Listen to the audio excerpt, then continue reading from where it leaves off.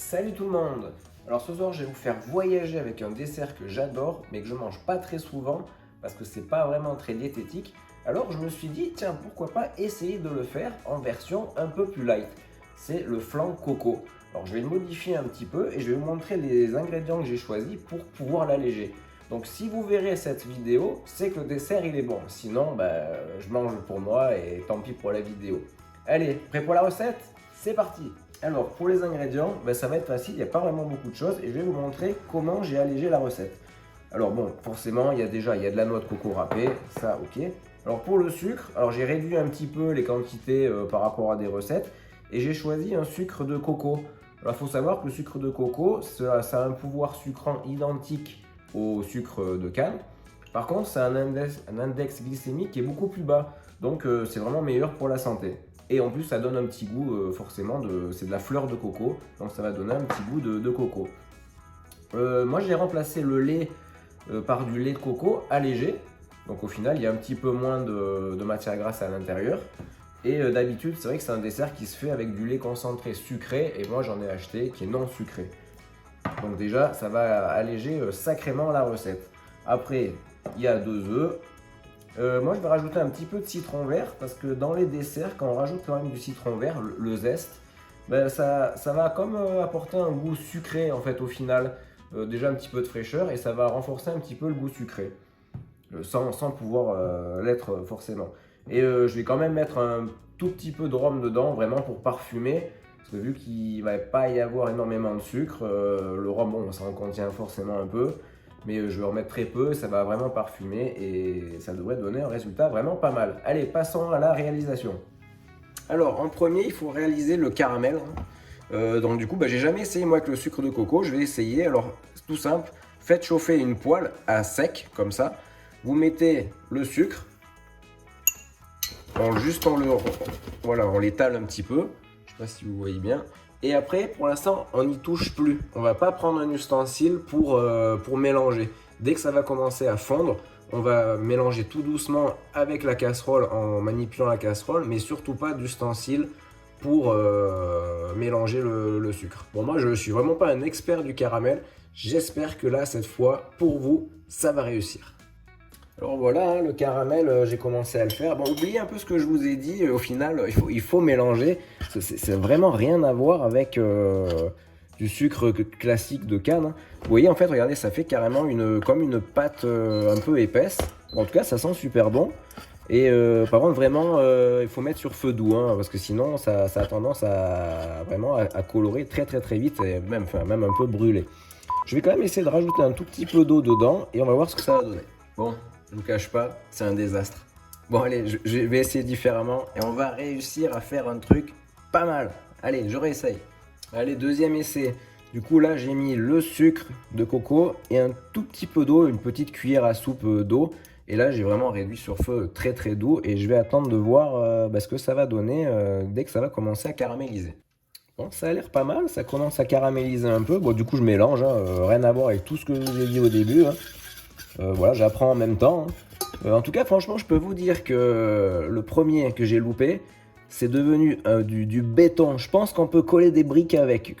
Si vous manquez de ciment d'un coup, faites ça. Je pense que vous pouvez monter un mur. Quoi. Voilà, regardez, après vraiment pas longtemps que j'ai fait chauffer. Là, ça commence, c'est vraiment quasiment tout fondu.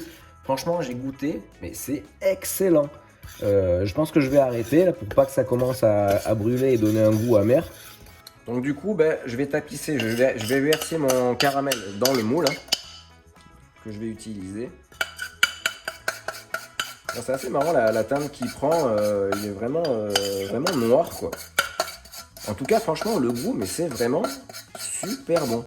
Allez, on poursuit la recette. Là, normalement, il ne devrait pas y avoir de loupé. C'est vraiment super facile.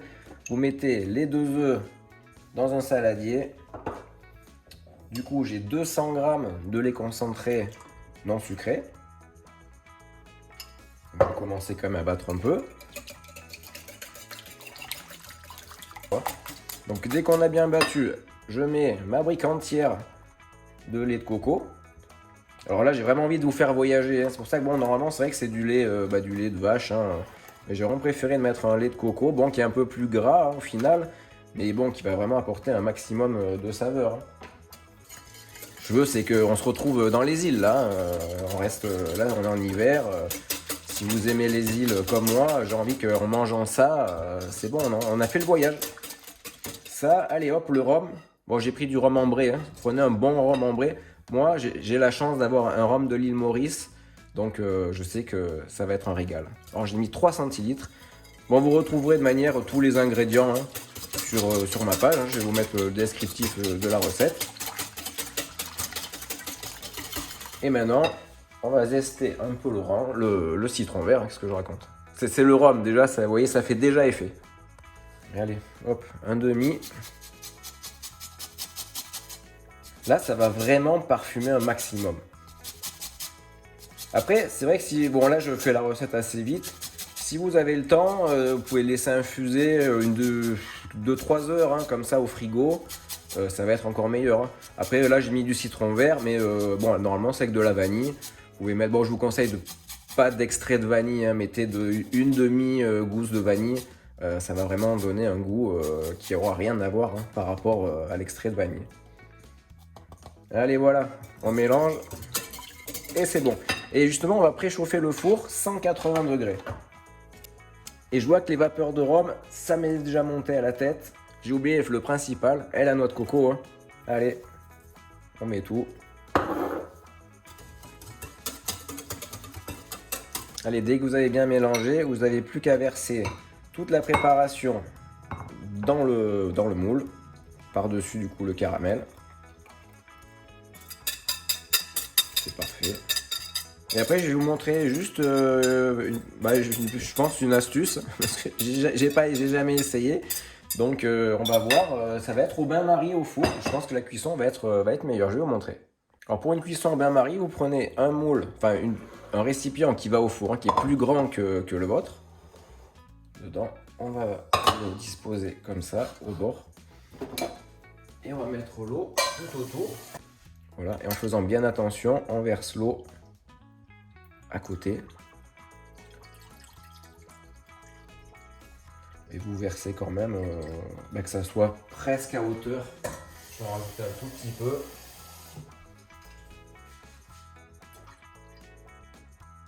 Voilà, c'est parfait, voilà. Et il n'y a plus qu'à mettre dans votre four à 180 degrés. Bon, après, alors j'ai mis quasiment 1 heure de cuisson parce qu'au final, c'était pas assez et j'ai monté à 190. Voilà, il a bien gonflé. J'ai mis un couteau au milieu et il est ressorti sec, donc ça veut dire que c'est cuit. Allez, on le sort. Voilà, il est sorti, il est cuit. Il n'y a plus maintenant qu'à laisser refroidir et après vous le mettez, allez, minimum 6 heures au frigo et on se retrouve pour le démoulage. Bon voilà, après une nuit passée au frigo, maintenant on va faire le démoulage. J'espère que ça va donner quelque chose de pas mal. Allez, c'est parti. Bon, vous avez vu, j'ai quand même changé un peu de décor pour ce dessert. J'espère que ça va vous donner envie, le soleil et le dessert, de voyager. Allez, c'est parti. Alors, j'espère que ça va se démouler pas mal, sinon je vous reprends dans 2 minutes. Ça a l'air de venir, c'est pas mal. Nickel. Bon, aujourd'hui, j'ai quand même un invité qui va tester mon dessert. C'est Mickey Gun & Fun. Alors, je vous le présente. Bon, lui, il n'a pas une chaîne de nourriture, de recettes, mais c'est une chaîne de flingues, de guns et aussi de déco. Donc, je vous invite vraiment à aller regarder sa chaîne qui est super sympa. Je vous mettrai le lien à la fin.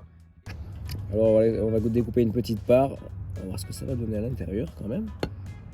C'est franchement pas mal du tout. Hein. Regardez les couches du caramel, du flan et de la noix de coco. Eh bien franchement, je pense qu'on va se régaler. Allez, on va vous dire ça tout à l'heure. Alors Mickey Gun & Fun, qu'est-ce que tu as pensé de ce dessert? Honnêtement, c'est super bon, c'est très équilibré. On sent quand même le sucre, alors c'est allégé quand même. Ouais, parce qu'en sucre, il n'y a que le caramel de sucre de fleur de coco dedans. Il n'y a que ça. Fantastique. Honnêtement, super top. Écoute, merci d'avoir fait le test. Merci à toi d'avoir cuisiné. Et c'est vraiment top. Je vais me finir ça au soleil avec le plus grand plaisir. Eh ben c'est top. Regardez les copains là. C'est génial. Merci beaucoup. Allez, bisous à tous. En tout cas, merci d'avoir regardé cette vidéo. J'espère que ça vous aura fait voyager. Écoutez, si vous voyez cette vidéo, c'est que le dessert était vraiment très très bon et pourtant en version allégée. N'hésitez pas à vous inscrire à ma chaîne et moi je vous dis à très vite sur Fit Kitchen. Ciao!